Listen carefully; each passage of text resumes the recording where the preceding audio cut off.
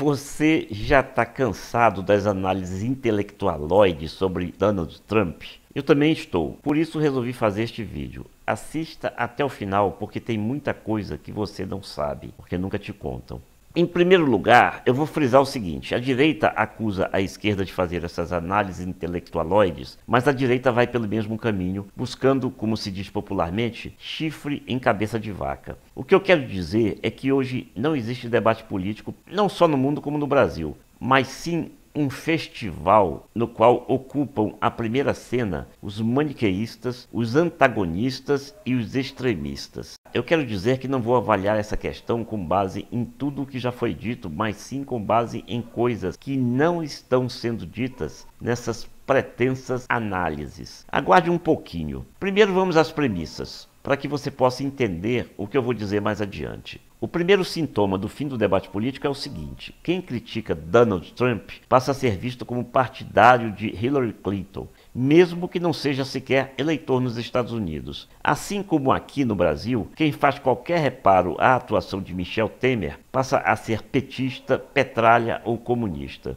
É assim, não existe mais o direito ao debate imparcial, mas apenas a predominância de extremos, que por sua vez, esses extremos, dão origem a rótulos. Aliás, o Brasil hoje se parece muito com o clima reinante antes do golpe de 1964. Tudo agora é culpa dos comunistas, que parece que voltaram a se esconder debaixo da cama de todos os que são de direita. E neste caso, eu só posso entender como piada dizerem que Hillary Clinton é de esquerda. Mas este vídeo não pode ser muito longo, então vamos ver o caso Trump, que é uma das questões do momento. Para começar a entender a vitória de Trump, é preciso examinar um pouco a história dos Estados Unidos e voltar ao ano de 1835. Algo que a tal da direita, que defende e festeja tanto a vitória de Trump, não fez, ou por desinformação ou por tentativa de manipulação. De 1835 a mais ou menos 1845, os Estados Unidos e o México estavam em conflitos. Na verdade, os dois países entraram em guerra devido ao desejo de expansão territorial dos Estados Unidos. Você evidentemente já percebeu que o México foi uma presença constante no discurso de campanha de Donald Trump. É ou não é? Então continue assistindo que você vai entender muitas coisas que não lhe disseram ainda. Pois é, um dos resultados dessa guerra entre Estados Unidos e México, além de todas as mortes que sempre ocorrem em todas as guerras, é que os Estados Unidos se apossaram de uma extensa região que pertencia ao México. Vários estados americanos que hoje estão nos Estados Unidos se situam em território que era do México. Segundo alguns historiadores, algumas dessas extensões territoriais teriam sido compradas pelos Estados Unidos, mas nunca teriam sido pagas. E outras teriam sido emprestadas pelo México, que nunca as recebeu de volta.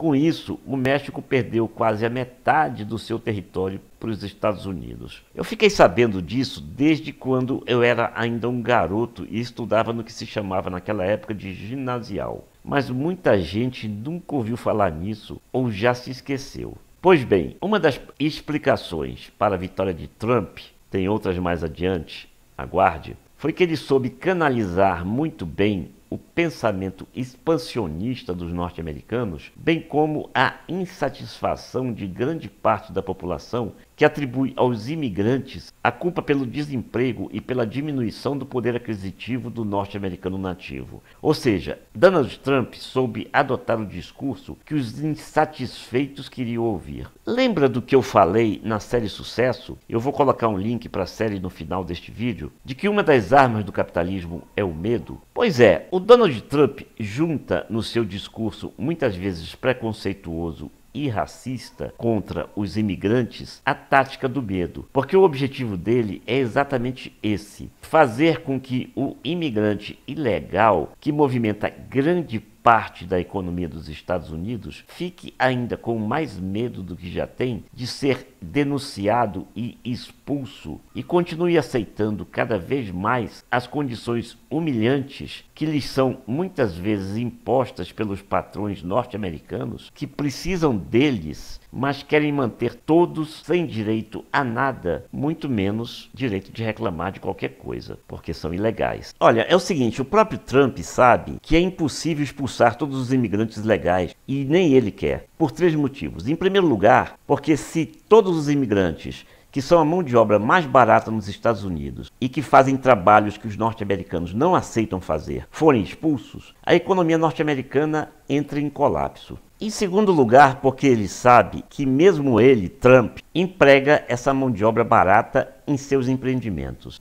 E em terceiro lugar, porque é justamente essa mão de obra dos imigrantes ilegais que é a mais barata e a mais explorada, porque para não serem denunciados, esses trabalhadores aceitam fazer qualquer coisa sem exigir absolutamente nenhum direito. E olha aí o medo, porque em seus países nem emprego, por pior que seja, esses trabalhadores vão conseguir. Essa é a máquina do capitalismo. Mas calma, eu não vou elogiar o comunismo não. Continue assistindo. Então é assim que funciona. Tem muito imigrante que prefere lavar privada nos Estados Unidos, como dizem muitos brasileiros que foram para lá, do que voltar para seus países, até porque muitos desses países, como o México, tiveram sua economia arrasada em consequência de políticas impostas pelos Estados Unidos. Existe até um ditado dos mexicanos, um ditado de mais de 100 anos, que diz que pobre do México, tão longe de Deus e tão perto dos Estados Unidos. Essa história de construção do muro entre o México e os Estados Unidos, por exemplo, é mais uma balela eleitoreira do Trump, na época da campanha, é lógico. Até porque essa construção já começou há muito tempo e as barreiras para entrar nos Estados Unidos, saindo do México, já são conhecidas, pois quem se atreve a fazer esse percurso sabe que isso representa um risco real de morte devido à presença não apenas de obstáculos de concreto e de vários tipos de cerca, como de equipamentos altamente sofisticados, iluminação noturna de alta intensidade, sensores eletrônicos e a permanente presença de policiais fortemente armados que recebem ordem de atirar para matar qualquer invasor. Outro aspecto que as análises intelectualoides não mencionam é mais óbvia ainda e tem a ver com o empreendedorismo que nós defendemos e que tantas vezes é cercado de hipocrisia pelos que combatem o empreendedorismo. Por mais que a riqueza esteja muitas vezes envolta numa capa dessa hipocrisia, o fato é que ninguém quer ser pobre. O eleitor tende a votar naquilo que ele gostaria de ser,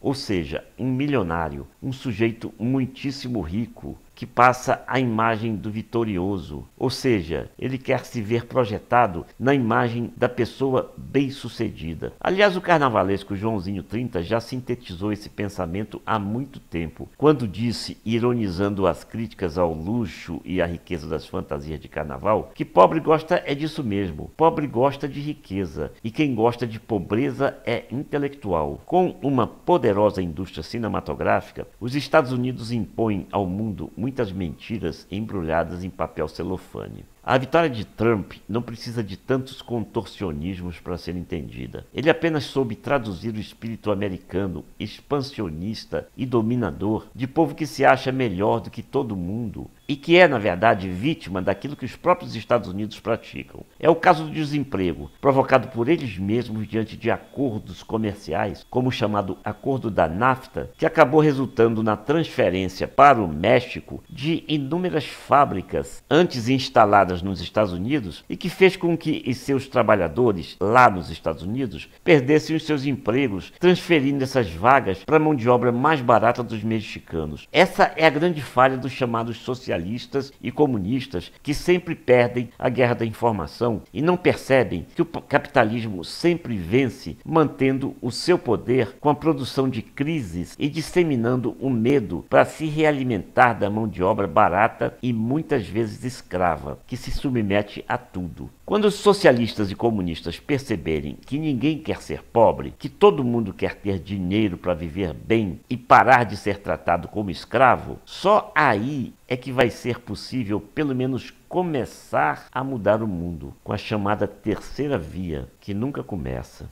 embora se fale nela há tanto tempo. Simples assim. E se há intelectualismos idiotas na esquerda, há também na direita. Já tentar negar que Trump é racista, preconceituoso e sexista, chega a ser sinônimo de idiotia. Isto sem contar o fato de ignorar que ele é mentiroso, algo confessado por ele próprio durante a campanha. O que aconteceu nos Estados Unidos é apenas a comprovação de um diagnóstico antigo de alguns historiadores. Os partidos republicano e democrata são como dois cachorros iguais, apenas com rabos diferentes. Então, vamos deixar de intelectualismos idiotas. As razões da vitória de Trump são óbvias. Ele soube latir, rosnar e balançar o rabo melhor do que a Hillary Clinton. Olha só. Au, au, au.